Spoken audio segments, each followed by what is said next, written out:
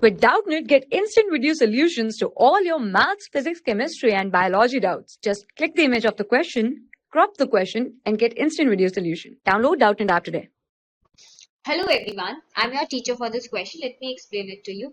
Three ideal gas samples in separate equal volume containers are taken and the following data is given to us. Pressure of gas A, temperature, mean free paths, molecular weight for gas B and C is also given. The question is asking us calculate the number of collisions by 1 molecule per second.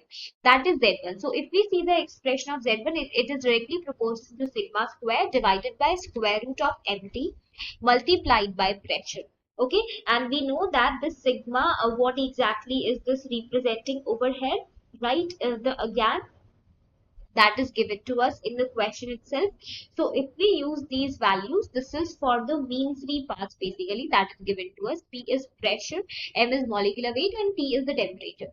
Okay, so if we find the ratio directly for A is to B is to C and we put these values, it will be equal to 0.6 multiplied by 1 divided by square root of 20 into 1600 ratio 1 into 2 divided by square root of 40 into 200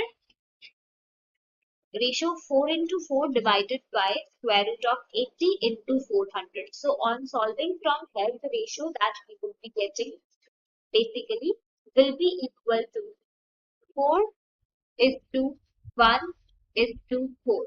So going above, we can see that option number A is the correct answer. Okay, thank you. For class 6 to 12, IIT JEE and NEET level. Trusted by more than 5 crore students. Download Doubtnut app today.